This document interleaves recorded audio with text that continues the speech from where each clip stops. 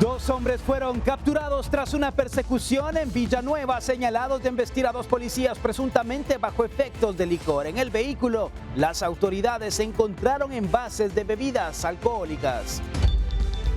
Un video muestra a un motociclista que presuntamente conducía bajo efectos del alcohol en el anillo periférico, donde cayó 2 veces antes de continuar su marcha, poniendo en riesgo su vida y la de otros conductores. Después de la tragedia en la ruta al Atlántico, las autoridades buscan establecer cómo un menor de 16 años conducía el cabezal, mientras la empresa podría enfrentar sanciones por presuntas irregularidades. Mientras una madre lucha contra las secuelas de la diabetes, su esposo padece Parkinson y su hija vive con un derrame cerebral. Las enfermedades y la falta de recursos los han llevado a pedir apoyo para salir adelante. La derrota de México ante Inglaterra desató una noche de violencia con amenazas a aficionados ingleses, disturbios en Guadalajara y un tiroteo en East Los Ángeles que dejó 4 personas heridas, entre ellas una mujer y un menor de edad. 11 días después del colapso de un edificio en Venezuela, rescatistas encontraron con vida a una madre y sus 3 hijos, entre ellos un bebé en medio de una tragedia que ya deja miles de víctimas.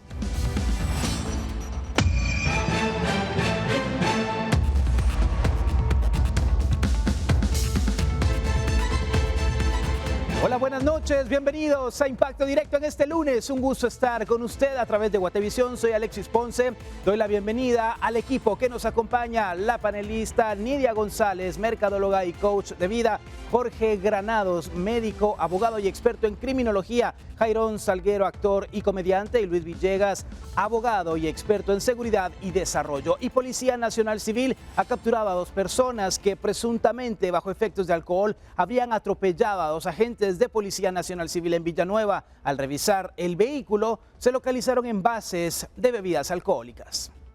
Tras una persecución que duró varios minutos, la Policía Nacional Civil informó que se logró la captura de 2 hombres en la colonia Castañás de la zona 11 de Villanueva, que momentos antes atropellaron a 2 agentes.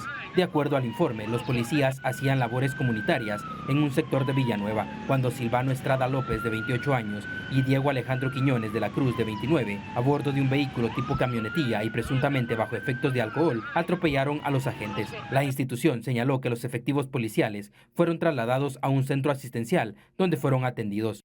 2 agentes de la policía tenían un trabajo de acercamiento ciudadano en el sector de la colonia Castañás, en la zona 11 de Villanueva. Los 2 elementos policiales se encontraban dialogando con un vecino cuando lograron observar un vehículo de color rojo que venía zigzagueando, y de esta manera inmediatamente ponen a salvo al vecino con el cual estaban dialogando como parte de este trabajo de acercamiento ciudadano. Inmediatamente se lamenta que los 2 elementos, al momento de poner a salvo al vecino, son atropellados. Inicia una persecución, se da con los presuntos responsables, que se encuentran en aparente estado de ebriedad. Son 2 individuos que han sido identificados como Silvano, de 28 años, y Diego, de 25, quienes han sido puestos ya a disposición de los tribunales correspondientes. Nuestros 2 compañeros han sido trasladados hacia un centro asistencial. Uno de ellos, indicaron, no ameritará quedarse internado, mientras que otro sí. Según el informe, durante la inspección del automotor, efectivos policiales localizaron varias latas de bebidas embriagantes. En las últimas semanas se han registrado varios casos en los que pilotos, presuntamente bajo efectos de alcohol, han estado involucrados en incidentes viales. Uno de los más relevantes fue el que se registró en la zona 18 capitalina, donde una pareja fue atropellada y la mujer, debido a la gravedad de las heridas, sufrió la amputación de un brazo. Para Impacto Directo, reportó Ángel Oliva. Grave situación, el conducir aparentemente bajo los efectos del alcohol, embestir a estos agentes de Policía Nacional Civil, el no prestar el auxilio. Hablábamos, Jorge, de varios delitos que se cometieron a raíz de este accidente en Castañas, Villanueva. Sí, podría ser, como lamentablemente lo hemos estado viendo con más frecuencia, una tentativa de homicidio, porque sí, obviamente, aunque no lo estamos viendo, pero presuponemos por las declaraciones testimoniales que embistió a los 2 agentes de la PNC, podría haber sido tipificable como una tentativa de ideación homicida. Segundo punto, iban bajo efectos de alcohol. Tercero, no prestaron el auxilio. Y cuarto, se dieron a la fuga. O sea, ahí es donde entra el tema del artículo 264 del Código Procesal Penal, en donde no se les puede dar medida sustitutiva por el tipo de delito, que es una tentativa de homicidio y lesiones culposas. ¿Por qué culposas? Porque hay negligencia, imprudencia e impericia. Guatemala, aquí es algo importante, cuando tengamos un hecho de tránsito y no seamos responsables, por favor no nos vayamos del lugar de la escena del crimen, porque aunque suene feo es una escena del crimen. Si vamos bajo efectos de alcohol, mejor no conduzcamos. Si tenemos la licencia vencida, por favor mejor quedémonos en el lugar. Y cuarto, prestemos el auxilio a la persona a la cual posiblemente lesionamos, porque si no tenemos esos 4 elementos para poder demostrar ante un juez nuestra buena fe, nos van a ligar a proceso y nos mandan de una vez a prisión preventiva. Y acá otra situación que genera mucha preocupación, porque no solamente es el hecho de consumir bebidas alcohólicas, también hablamos de la imprudencia, de la poca preparación que se tiene, Luis, para manejar. Hoy cualquier persona toma un vehículo, ya en los titulares hablábamos de un jovencito de 16 años, pero lo que ocurre con estas 2 personas que son detenidas y luego vemos el resultado, atropellar a 2 agentes policiales. Sí, Alexis, como bien dices, hay una pérdida de la conciencia en cuanto a la responsabilidad de conducir un vehículo en la vía pública, porque al final del día, todas las personas que utilizamos vehículos presuponemos que los demás van a cumplir y respetar las normas de tránsito. Entonces, es decir, van a parar en la luz roja, van a respetar el paso de cebra, no van a conducir bajo los efectos del alcohol, porque ponen en riesgo no solo su vida, sino la de todos los que están utilizando la vía en ese momento. Y fíjate que aquí, digamos, hay un problema ante la falta de certeza del castigo, porque la Ley para el Fortalecimiento de la Seguridad Vial, en el año 2016, estableció penas de suspensión, así como multas mucho más fuertes en contra de la responsabilidad de conductores cuando están bajo los efectos del alcohol. Pero ¿a cuántas personas les han suspendido su licencia? Como decía Elic, si de repente se maneja algo bajo la mesa, todo el mundo sigue manejando. O sea, ¿qué pasa? O alguien atropella a una persona, le provoca daños, Jairón, y luego sale en libertad. Y es que es tan fácil en este país. Somos un país donde la justicia es fácilmente comprable, digo yo, ¿verdad? Porque siempre el dinero que va bajo la mesa de los jueces es lo que permite que se logren medidas sustitutivas donde no van, o que se logren veredictos que no son acordes, ¿no? Y desgraciadamente nuestro sistema de justicia está tan cooptado y tan corrupto, no solo por las mafias de siempre, sino ahora por las nuevas mafias. Y mientras eso no tenga un cambio sustancial, no se va a poder. La justicia en este país, al parecer, es solamente para la gente que tiene dinero, porque a los pobres les llega demasiado tarde o nunca les llega. Y acá hemos hablado, Nidia, en otras oportunidades de la impunidad, de cómo el delincuente, el sicario, se sale siempre con la suya, aunque haya cámaras de seguridad, etcétera. Pero también vemos ese grado de impunidad y no me importa que haya policía de tránsito, no me importa que haya ley seca, manejar bajo estado de embriaguez. Sí, estamos viendo que realmente pasan este tipo de cosas, accidentes, incluso hay consecuencias bastante lamentables porque hay muerte de personas, hay personas que han quedado incapacitadas físicamente por este tipo de cosas. Entonces, seguimos viendo que la ley, como dicen mis compañeros, es selectiva, ¿verdad? No es para todos.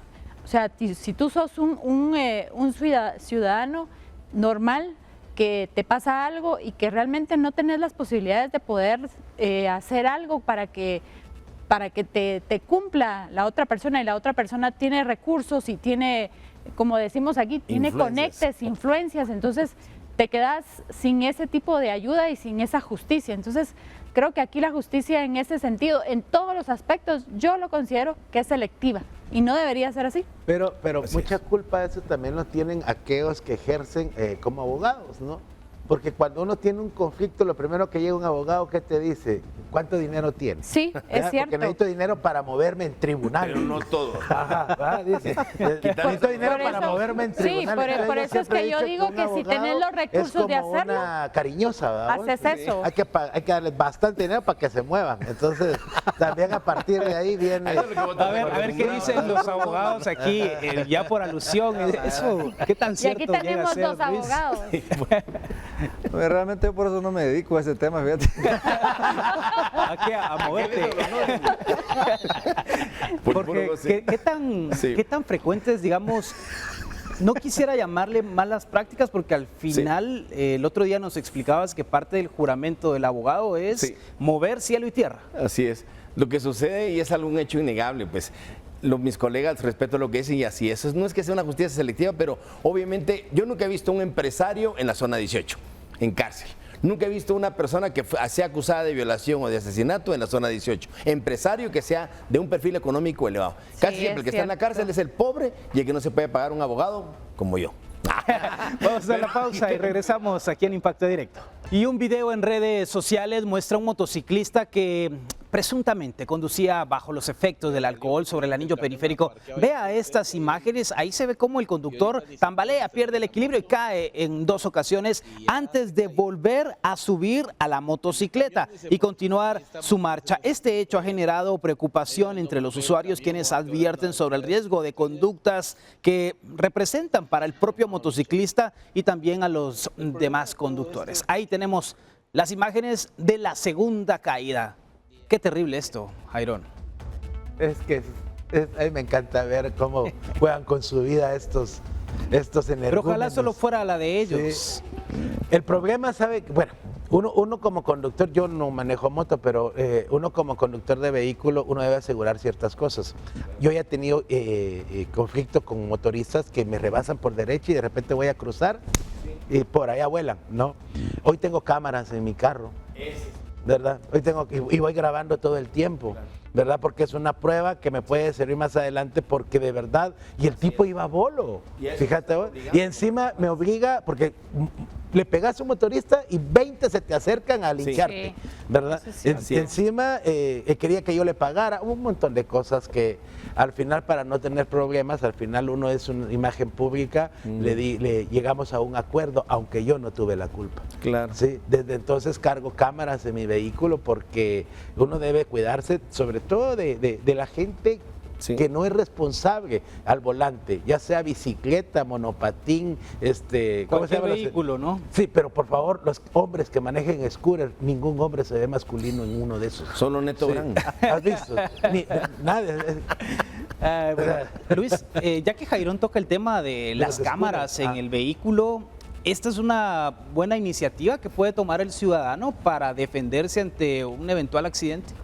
Definitivamente creo que es una medida que sí te puede apoyar al momento de establecer una defensa para determinar responsabilidades en el hecho de tránsito. Sin embargo, siempre es muy complicado, digamos, en materia de tránsito salir indemne si uno va en el vehículo y pues atropella, digamos, a un peatón o a un motorista. Entonces, en este caso, bueno, creo que sí es una buena medida. Pero aquí el problema, repito, es la falta de certeza del castigo, porque lo que hablamos en la noticia anterior, ¿cuál es mi consecuencia por manejar bolo? Bueno, tal vez me mate, pero ahí sigue conduciendo, o sea, no tienen multas, no le suspende la licencia y sigue reincidiendo y sigue haciendo eso, y no solo pone en riesgo su vida, sino puede después perjudicar a otra persona que va en la vía pública como debe ser, respetando todas las normas, y se le cae el motorista por bolo y le pasa uno encima y después uno está en un gran problema de gratis. No, y es que muchos dicen, bueno, aquí hay personas, el que está grabando, el otro que está sentado, pero al final, ¿cuál es la responsabilidad de las otras personas? Porque se pueden meter incluso a una situación complicada con el conductor, porque ya vimos que a pesar de las 2 caídas continuó con el recorrido. Y vamos a platicar del siguiente caso, ya que robando en un supermercado, así fue atrapado un joven tras ser sorprendido en lo que parece ser un intento por sustraer un robot de cocina de un comercio ubicado en una plaza comercial de la zona 12 de la capital del país.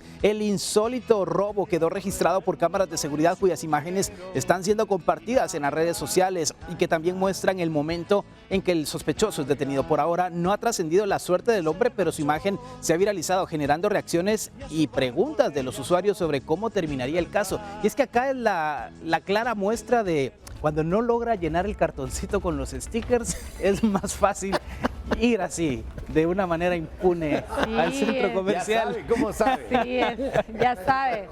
No les estés dando ideas, por favor. No es idea. Alexis. Solo es para referencia, para que la gente sepa el cartoncito, los stickers, ya sabe.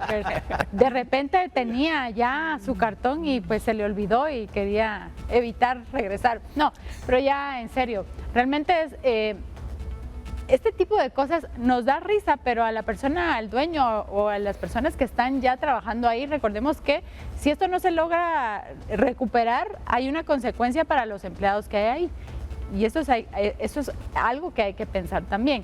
Ahora, ¿dónde está aquí el señor guardia que siempre veo yo que en cualquier lugar hay, por ejemplo, que sea un comercio, siempre hay una persona que está de guardia y tiene que estar vigilando ese tipo de comportamientos? Es el cómplice. Se supone, ¿verdad? O solamente eso, que sea un cómplice, porque lamentablemente también se da. Entonces, ojalá que lo arresten, que lo agarren y que devuelva lo que se robó, ¿verdad? Y si no, pues que dé el cartoncito, ahí dice ya.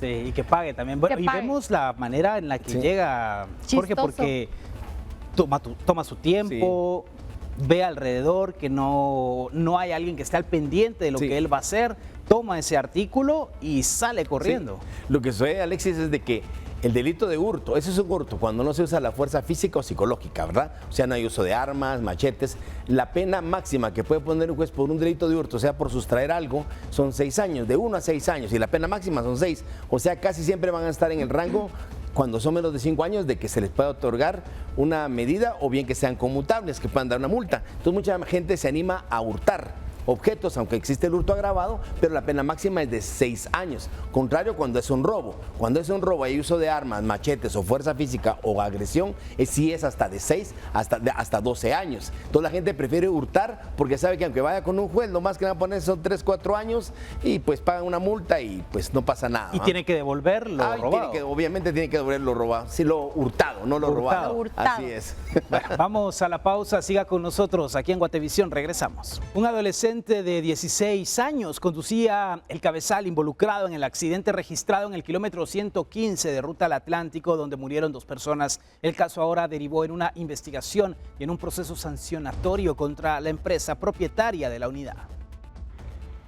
Un adolescente de 16 años conducía el cabezal que colisionó contra un vehículo particular en el kilómetro 115 de la Ruta al Atlántico, accidente en el que murieron tanto el menor como el conductor del automóvil. El caso ha cobrado relevancia no solo por la tragedia, sino por la edad del piloto y las irregularidades detectadas en la unidad de transporte pesado. Las investigaciones establecieron que el joven no tenía la edad legal para conducir un vehículo de este tipo, por lo que las autoridades buscan determinar cómo llegó a estar al volante del cabezal, quién autorizó que lo operara y si existieron responsabilidades por parte de la empresa propietaria. Como parte de las diligencias, la Dirección General de Transportes informó que iniciará un proceso administrativo sancionatorio contra la empresa dueña de la unidad, derivado de los hallazgos realizados durante la inspección técnica efectuada después del accidente. La DGT señaló que el cabezal no contaba con póliza de seguro de daños a terceros, ni con un sistema limitador de velocidad, 2 requisitos exigidos por la normativa para este tipo de transporte.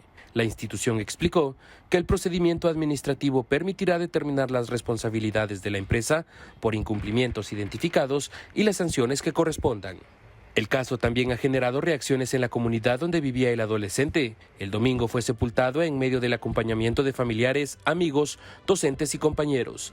A través de redes sociales, el centro educativo al que asistía lamentó su fallecimiento y expresó sus condolencias a la familia, al señalar que su partida deja un vacío entre quienes compartieron con él en las aulas. Mientras tanto, las autoridades continúan recabando información para establecer si existen otras responsabilidades administrativas o legales derivadas del hecho. El caso también reviva la importancia de verificar el cumplimiento de los controles establecidos para la operación del transporte pesado, especialmente en lo relacionado con la documentación obligatoria, las condiciones técnicas de las unidades y la idoneidad de quienes las conducen. Para Impacto Directo, Óscar Vázquez. Qué triste y lamentable situación, sin lugar a dudas. No es la primera vez que sabemos de que menores de edad conducen este tipo de vehículos sin la mínima preparación, sin el conocimiento, Nidia, y esta es una clara muestra de la irresponsabilidad y de lo que puede suceder en carretera. Aparte de irresponsabilidad, creo que es impunidad, porque si tú te das cuenta, hay varios delitos ahí.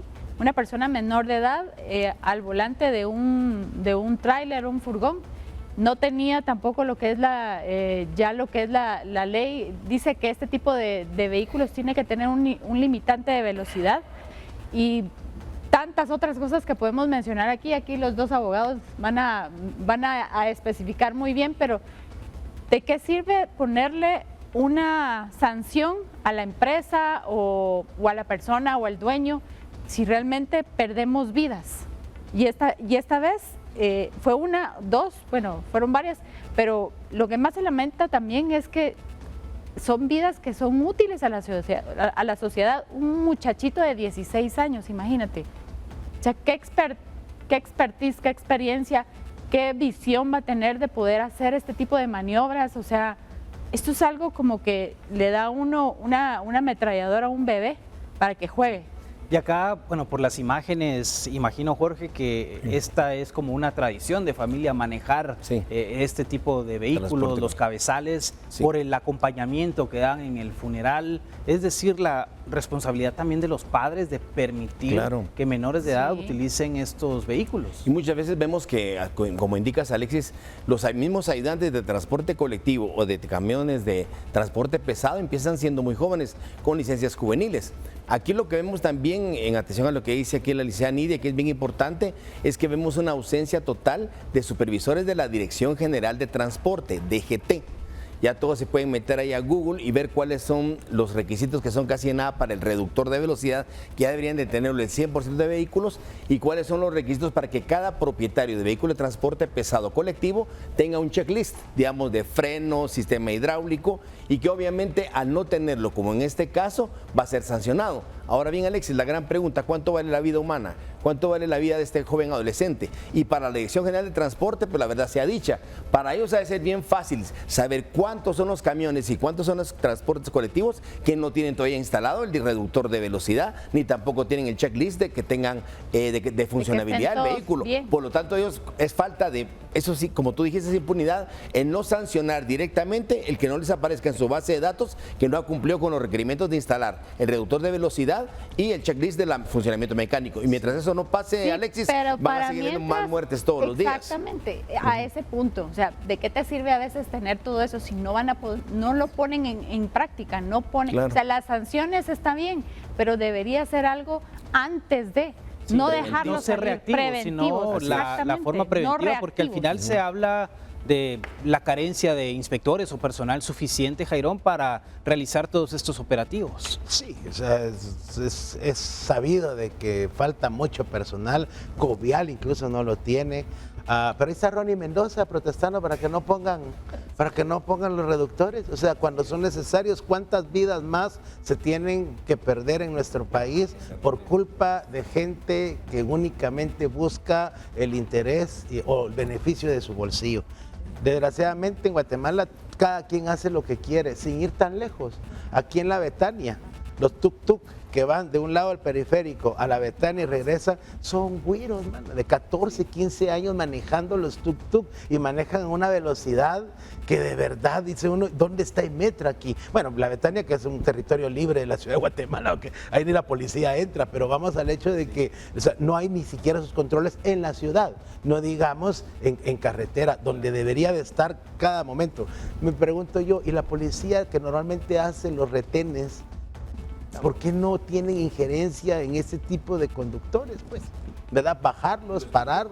Carreteras grandes, como yendo a Xela o Huehuetenango, manejadas por menores de edad, cuando el tuk-tuk es un vehículo que no está en la disponibilidad de salir a autopista. O sea, no debería salir para manejo interno. Al momento en que sale debe ser sancionado, pero pasa lo que... Pero al final, como nadie hace cumplir la ley, ocurren este tipo de situaciones. Y un hombre de 57 años, identificado como Otto, fue capturado en la cabecera departamental de Jutiapa. Un video publicado en las redes sociales muestra a un hombre hurtando la batería de una motocicleta que se encontraba estacionada. Tras la denuncia, agentes dieron seguimiento al caso y en menos de 3 horas localizaron al sospechoso y tras un registro localizaron dentro de una bolsa de costal la batería hurtada, 4 bolsitas con presunta marihuana y varias prendas de vestir. La investigación señala que el detenido presuntamente se cambiaba de ropa después de cometer un hecho delictivo, esto para evitar ser identificado por las autoridades. Registros policiales detallan que cuenta con un antecedente por el delito de violación. Una batería de motocicleta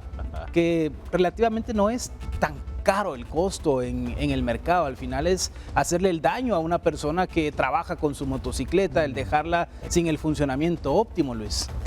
Sí, mira, ahí se nota pues, en el video, digamos, el perfil criminal de este delincuente es una persona adicta, necesita pues efectivo para comprar ahí sus drogas y por lo tanto pues comete este tipo de delitos básicos, digamos, ahí en la vía pública. ¿Qué le importa sacando una batería de moto? Como bien lo decís, ¿qué le pueden dar por eso?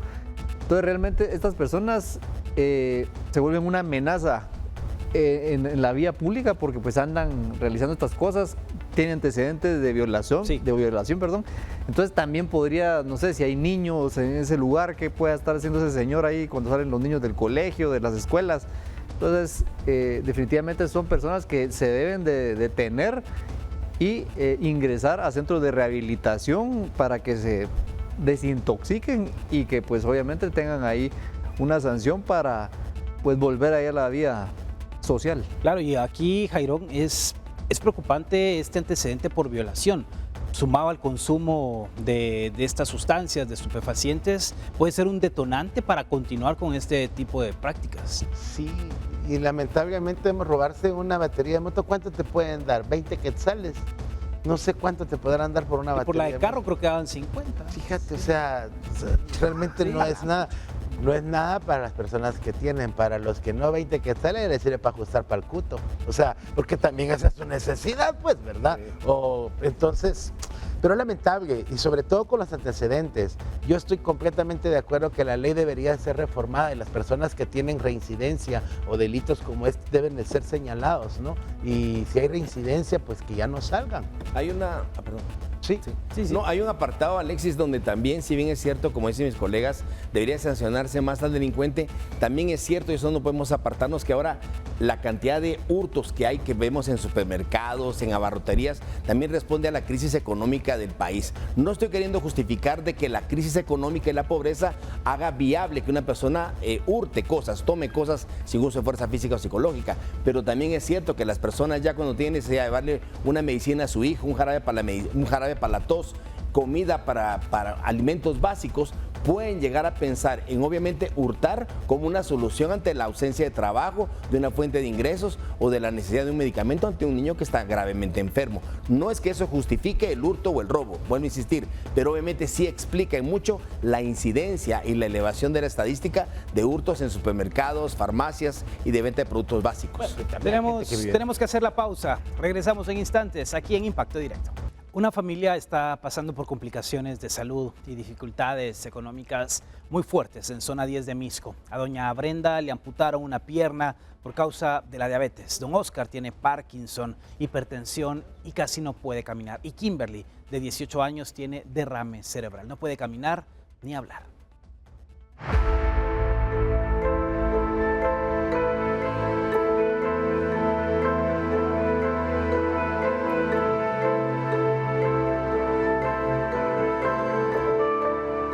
Hoy nos movilizamos a la zona 10 de Misco, pero en este caso es porque estamos visitando a doña Brenda Marroquín, a don Oscar Velázquez y a Kimberly Cruz Marroquín.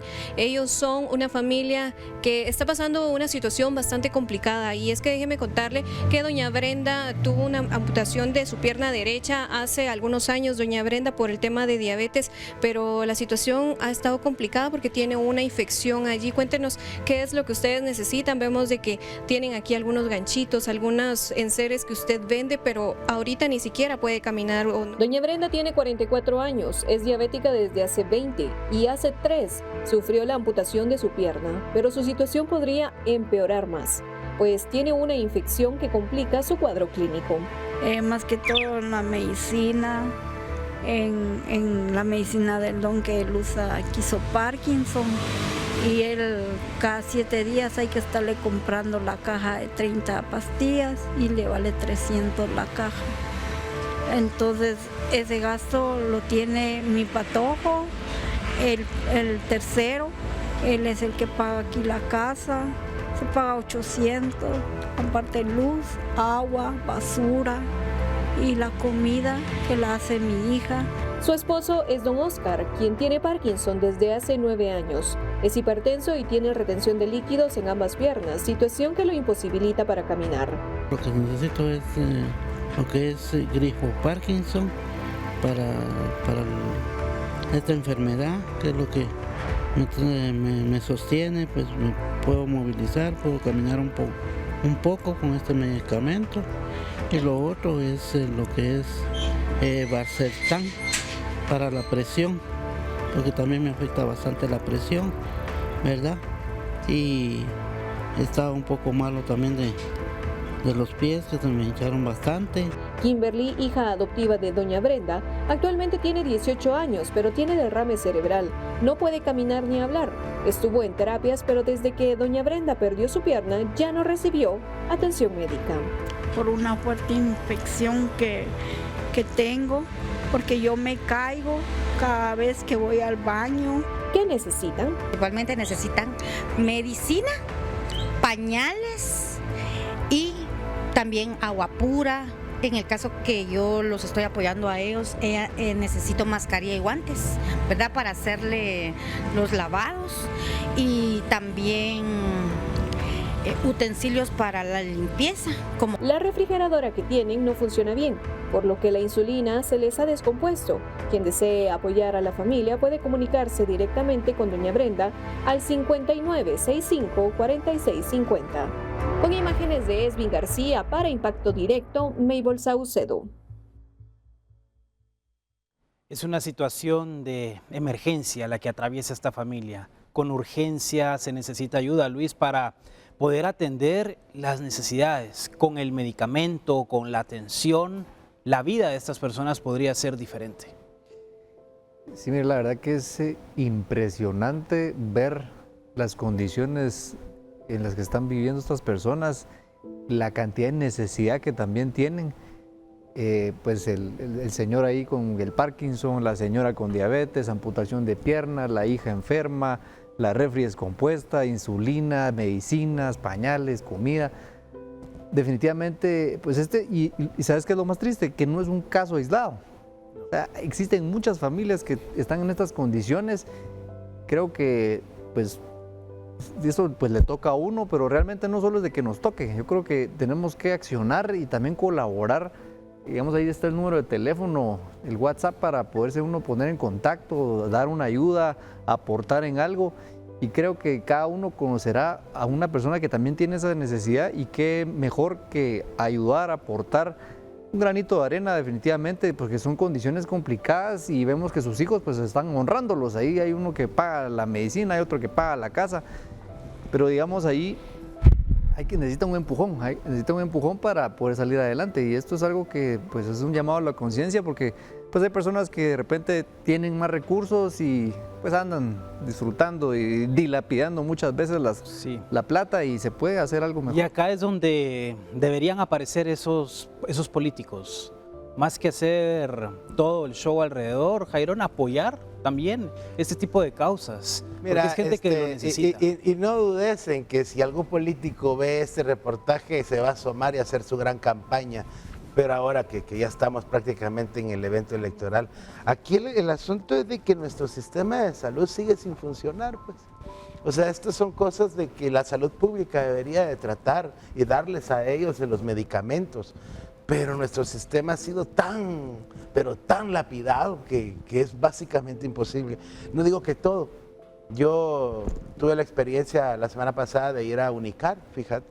Y la atención del lugar, la máquina, o sea, los equipos que hay, letreros enormes que dicen aquí todos los servicios son gratuitos, o sea, son cosas de que uno dice va mejorando, pero aún falta, por ejemplo, la asistencia precisamente a este tipo de personas, donde ahí debería entrar el Estado, el trabajo social del Estado, donde deberían de haber este tipo de beneficios. La salud es tan importante, porque cuando uno está enfermo, sin poderse caminar, sin poderse depender de uno solo, no saben, yo porque ya pasé por eso, no saben lo difícil que es no poderse ganar uno el dinero para poder llevarlo a su familia. Ahí es donde el Estado debería de tener atención. Sí, hablamos de autoridades municipales, esto está ocurriendo en Misco, Nidia, hablamos de Ministerio de Desarrollo, el tema de vivienda, Ministerio de Salud, en fin, hay varios actores que podrían actuar, porque hoy parece que no están enterados. No, y coincido en que no es el único caso que se vive aquí en Guatemala.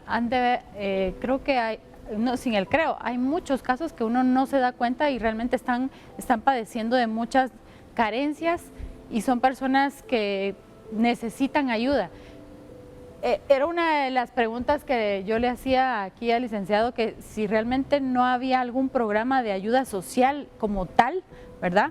Y pues tener el corazón de poder ayudar a estas personas con lo que uno tenga, no con lo que a uno le sobre, sino que realmente darlo de corazón, porque realmente la salud es lo importante. Si tú tienes salud, puedes hacer muchas cosas, puedes sobrevivir, puedes trabajar, puedes traer dinero, puedes hacer muchas cosas. Entonces ellos sí necesitan ayuda. Por favor, si usted está viéndonos y necesita usted o quiere ayudar, hágalo. Realmente la ayuda puede ser ir, si usted es médico, si es enfermera o enfermero o tiene conocimientos o puede ir a hacer limpieza, cualquier tipo de ayuda es bienvenida. Todo suma. Y tengo que ir a la pausa, Jorge, pero no quiero irme sin hacerte la pregunta, ¿qué tanto daño provocan estas enfermedades? El Parkinson, la diabetes y el derrame cerebral de esta niña de 18 años. Buena pregunta, Alexis. Todas las enfermedades son degenerativas, crónicas y no tienen tratamiento. Repito,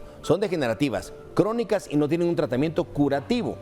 En Guatemala, suena feo lo que voy a decir, Alexis, pero así es. Hay un refrán que usamos los médicos que decimos que en Guatemala sale más barato morirse que curarse. Repito, sale más barato morirse que curarse. Estas personas, que Dios las bendiga, porque cada uno requeriría por lo menos unos 2.000 a 3.000 quetzales mensuales solo en medicamentos. Un frasco de insulina cuesta 500 quetzales. Hablando del tema político, ya que ahora hay personas respetando el tema político, que se juntan 5.000 para 5.000 firmas en el Parque Central, si cada uno diera un quetzal, serían 5.000 quetzales. Yo creo que con eso aliviaríamos bastante el tema de estas personas. Y un tema que mencionó Jairón, que yo lo apoyo mucho. Esto lo que pone en evidencia es el fracaso rotundo del sistema de salud pública. Es un fracaso, ¿verdad? Lo miremos como lo queramos ver. Y los medicamentos que se usan a nivel genérico no son los que se necesitan para esto, que son enfermedades crónicas y son enfermedades que requieren medicamentos especializados. Estas personas, si no se les da el tratamiento adecuado, en la expectativa de vida, 2-3 años y pueden fallecer. Terrible situación. Está apareciendo en pantalla el número de teléfono, el 5965-4620, para apoyar a esta familia. Vamos a la pausa y volvemos. La noche de este domingo quedó marcada por disturbios, disparos y heridos luego de que México quedara eliminado del Mundial de Fútbol 2026. Estos son los detalles. Qué mal que por malos aficionados hoy se tenga que estar hablando de esto, cuando realmente todo fue una fiesta. Incluso nosotros hoy platicábamos qué nivel de juego, qué partido tan intenso, Jairón. Hoy hablando de lo que ayer nos dejó ese duelo entre México e Inglaterra, pero ver estas imágenes de violencia no le suman para nada a un país tan hermoso como es México.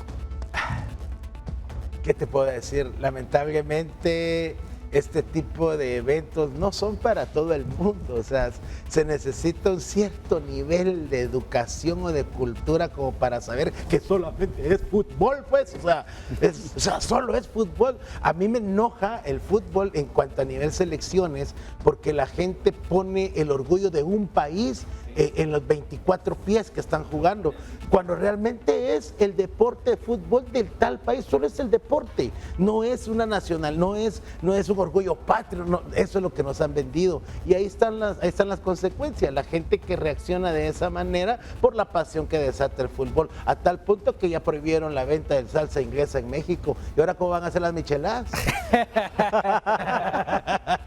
Esa está muy buena. El fanatismo, cómo se desbordan las pasiones, cómo veíamos también estas imágenes amenazando de muerte y utilizando las señas que son evidentes, Luis, para intimidar a un aficionado inglés. Sí, mira, ahí lo que vemos también es el efecto de las masas. Digamos, cuando una masa, en este caso, tiene un sentimiento negativo porque pierde la selección, obviamente, digamos, ahí se pierde la individualidad y se inicia, digamos, esa acción conjunta donde pues ahí nadie es responsable, pero todos participan. Y se inician este tipo de destrozos, destrucción. Y como bien decía Jairón, o sea, el fútbol es un deporte, perdieron, bueno, mala suerte. O sea, el fútbol es de prepararse, también es de suerte. No les tocó ahora, pero creo que esto empaña, digamos, la fiesta deportiva, la fiesta de convivencia entre los países.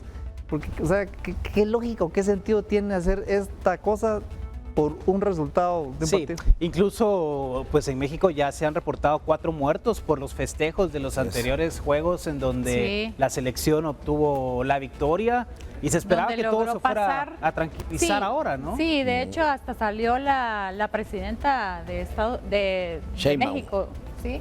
Indicando que iban a tener un poco más de cuidado y que iban a hacer muchas cosas para las celebraciones ahí en México, alrededor de todo lo que era el ángel de la libertad y todo eso, con la reforma de México, pero es lamentable. Y yo te digo, la euforia se contagia de forma colectiva y aquí la adrenalina y las endorfinas y todos los demás químicos que tenemos nosotros cuando estamos eufóricos, contentos y tenemos esta pasión porque nos gusta el fútbol, pero realmente esto sí se sale mucho, ¿verdad? Y lamentablemente estas son imágenes que van a dar vuelta al mundo y no es realmente la verdadera realidad de México. México es un país muy bonito, la gente es muy bonita, muy agradable, pero tenemos que tomar en cuenta esto, que solo es una parte de las personas que hacen esto, no son todos. El exceso de dopamina.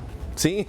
Y la mezcla de bebidas. Dopamina, endorfina, alcohol, euforia. Cervezas, euforia, metanfetaminas y hasta las de diseño. Y lo que pasa es de que,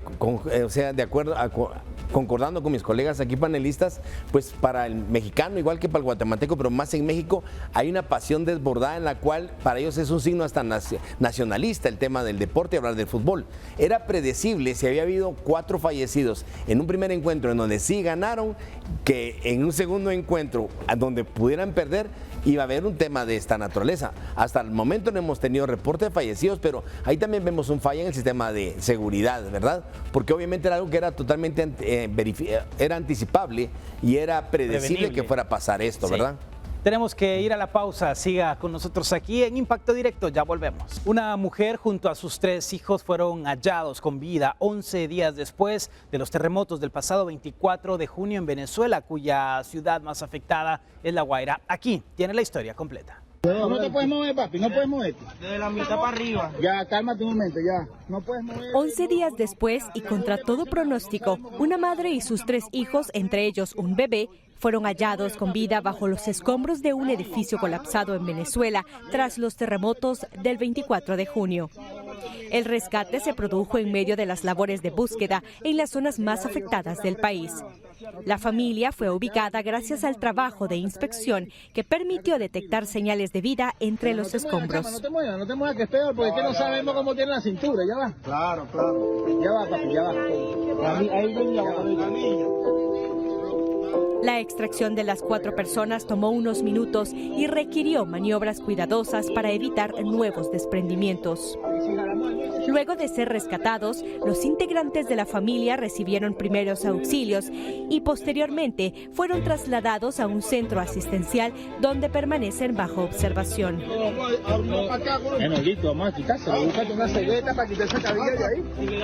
El video del rescate ha sido ampliamente difundido. Algunos creen que se trata de un hallazgo milagroso y otros creen que es uno de los episodios más esperanzadores desde que comenzó la emergencia.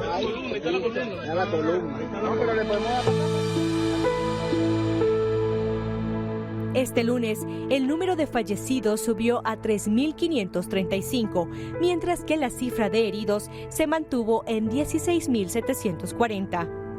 Las autoridades evitan hablar de desaparecidos, pero las Naciones Unidas estiman que el número podría llegar a 50.000, aunque algunas proyecciones apuntan a una cifra cercana a los 10.000.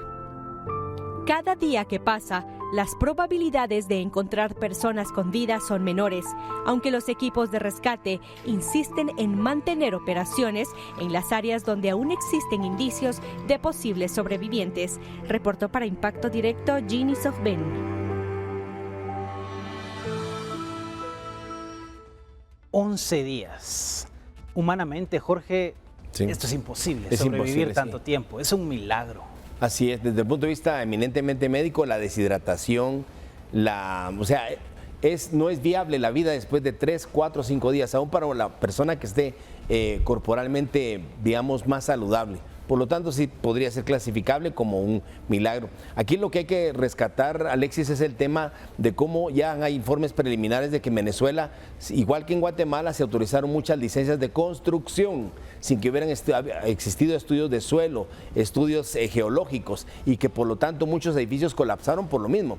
Ojalá que la Municipalidad de Guatemala, ahora con tantos edificios que están autorizando por todos lados, y más con una tragedia que acaba de haber hace poco en la zona 10, tomen cartas en el asunto, porque no debería estar pasando eso. A la hora que pase un temblor o un terremoto aquí en Guatemala, a saber cuántos edificios se podrían desplomar por no cumplir con normas internacionales para... Tuvimos, digamos, tuvimos una prueba como el enjambre sísmico del año pasado, en donde también algunos edificios sí sufrieron cierto daño, pero la mayoría lo resistieron. Sí, porque no fueron golpes de 7 grados, ¿sí? O arriba de 7.